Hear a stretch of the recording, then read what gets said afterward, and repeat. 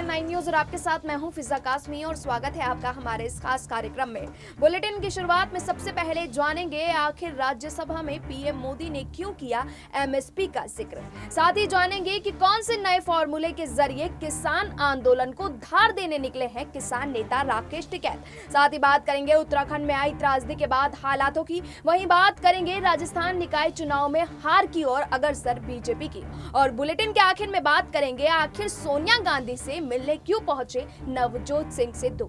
लेकिन इन तमाम बड़ी खबरों से पहले एक नजर सुर्खियों पर। उत्तराखंड के बीजेपी सांसदों ने पीएम मोदी से की मुलाकात, गृह मंत्री अमित शाह भी रहे मौजूद। राहुल गांधी के दौरे से पहले 9 फरवरी को सचिन पायलट भरतपुर में किसान महापंचायत को करेंगे संबोधित।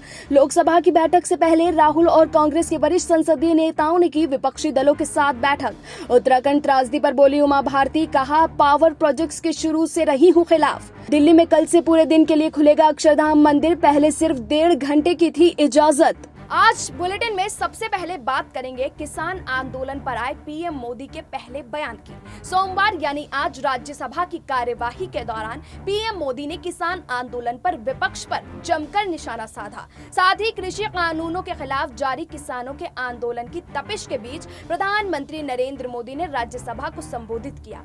संबोधन में पीएम मोदी ने विपक्ष को जमकर घेरा, लेकिन साथ ही आंदोलनकारी किसानों से एक खास अपील भी की। प्रधानमंत्री नरेंद्र मोदी ने कहा कि एमएसपी था, एमएसपी है और एमएसपी रहेगा। किसानों को आंदोलन खत्म करना चाहिए। कृषि कानूनों के मसले पर पीएम मोदी ने कहा कि सदन में सिर्फ आंदोलन की बात हुई है, सुधारों को लेकर चर्चा नहीं की गई। प्रधानमंत्री नरेंद्र मोदी ने कहा कि जब लाल बहादुर शास्त्री जी को जब कृषि सुधारों को करना पड़ा, तब भी उन्हें मुश्किलों का सामना करना पड़ा था, लेकिन वो पीछे नहीं हटे थे। तब लेफ्ट वाले कांग्रेस को अमेरिका का एजेंट बताते थे, आज मुझे ही वो गाली दे रहे हैं। पीएम मोदी ने कहा कि कोई भी कानून आया हो, कुछ वक्त के बाद सुधार होते ही हैं। पीएम मोदी ने अपील करते हुए कहा कि आंदोलनकारियों को समझते हुए हमें आगे बढ़ना होगा। गालियों को मेरे खाते में जाने दो, लेकिन सुधारों को होने दो। पीएम मोदी ने कहा कि बुजुर्ग आंदोलन में बैठे हैं, उन्हें घर जाना चाहिए। आंदोलन खत्म करें और चर्चा आगे चलती रहे। किसानों के साथ लगातार बात की जा रही है। पीएम मोदी ने किसानों को भरोसा दिलाया कि एमएसपी था और हमेशा रहेगा। मंडियों को मजबूत किया जा रहा है। जिन 80 करोड़ लोगों को रास्तों में राशन दिया जाता है, वो भी जारी रहेगा। प्रधानमंत्री मोदी ने अपने संबोधन में कहा कि पूर्व केंद्रीय मंत्री शरद पवार समेत कई कांग्रेस के नेताओं ने भी कृषि सुधारों की बात की है। शरद पवार ने अभी भी सुधारों का विरोध नहीं किया, हमें जो अच्छा लगता है वो किया, आगे भी सुधार करते रहेंगे। पीएम मोदी ने कहा कि आज विपक्ष यू टर्न कर रहा है क्योंकि राजनीति हावी है। वहीं जहां पीएम मोदी ने किसानों से आंदोलन वापस लेने की मांग की, तो वहीं दूसरी ओर किसान नेता राकेश टिकैत ने आंदोलन को धार देने के लिए एक नए फॉर्मूले का इजाद कर लिया है। केंद्र सरकार के कृषि कानूनों के विरोध में पिछले 72 दिनों से दिल्ली की अलग अलग बॉर्डर्स पर आंदोलन कर रहे किसानों को रोकने के लिए दिल्ली पुलिस के साथ अब सुरक्षा बलों के जवानों को भी उतार दिया गया था। किसान आंदोलन का बड़ा चेहरा बनकर उभरे भारतीय किसान यूनियन के नेता राकेश टिकैत ने अब केंद्र सरकार और जवाब देने और किसान आंदोलन में नई जान फूंकने का एक नया प्लान तैयार किया है। राकेश टिकैत ने पुलिस और देश की रक्षा में तैनात जवानों के परिजनों से आंदोलन में शामिल होने की अपील की है। टिकैत ने कहा कि जिनके भी परिजन रक्षा और पुलिस बल में तैनात हैं, वो उनकी फोटो के साथ विरोध स्थल पर पहुंचे और किसान आंदोलन को मजबूत करें।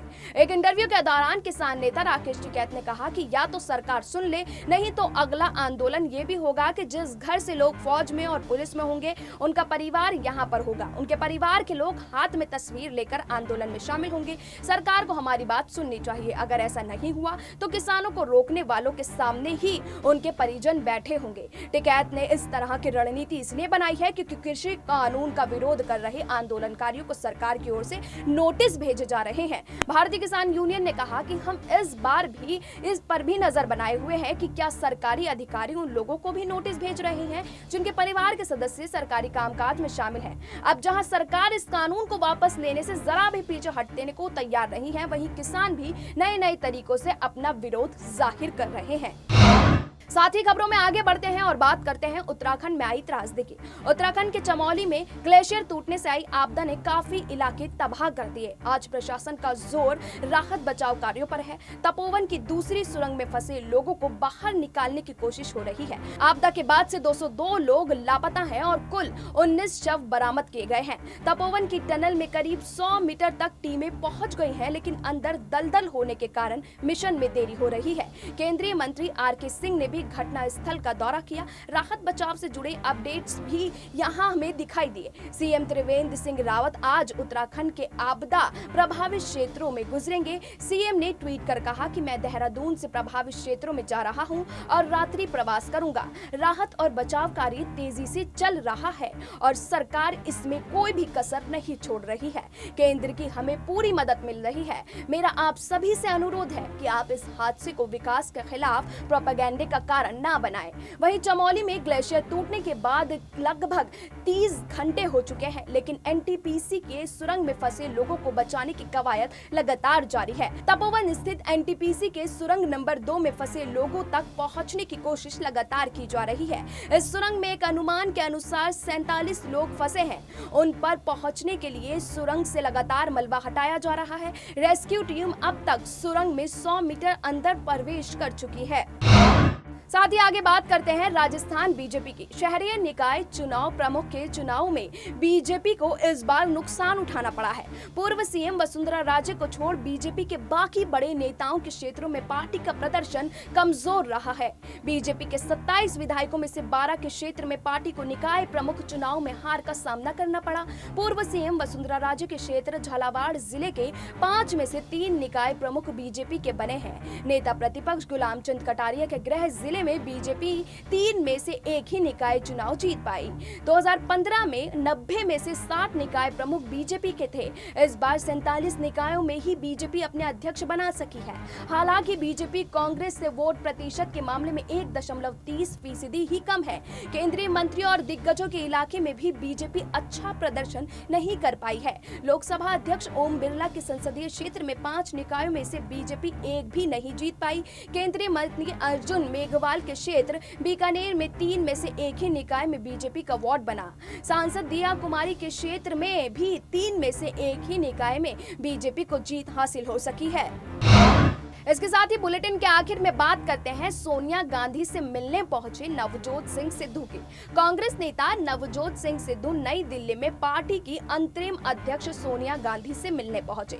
कुछ समय पहले कयास लगाए जा रहे थे कि सिद्धू को पंजाब सरकार में कोई पद दिया जा सकता है। हाल ही में किसान आंदोलन के दौरान सिद्धू काफी सक्रिय रहे हैं। इसके अलावा बीजेपी सरकार के बजट पर भी उन्होंने काफी टीका टिप्पणी की। हाल ही में कांग्रेस के पंजाब प्रभारी हरीश रावत ने कहा था कि वो पंजाब दौरा करके इस बात की समीक्षा करेंगे कि नवजोत सिंह सिद्धू को कहां एडजस्ट किया जाए।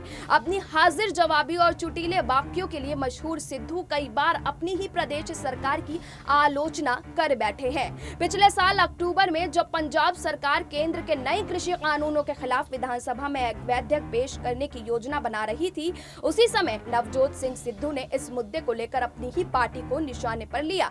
कांग्रेस नेता सिद्धू ने कांग्रेस सरकार की फसल खरीद मॉडल की आलोचना की। ये दूसरी बार है जब सिद्धू ने अपनी ही पार्टी पर इस मुद्दे को लेकर हमला किया। लेकिन जहां किसानों को लेकर कांग्रेस पहले से ही सरकार पर हमलावर है, वहीं सिद्धू का सोनिया गांधी से मिलना कई सवाल खड़े कर रहा है। फिलहाल इस बुलेटिन में इतना ही, लेकिन देश और दुनिया की तमाम बाकी खबरों के लिए आप जुड़े रहिए SPN9 न्यूज के साथ।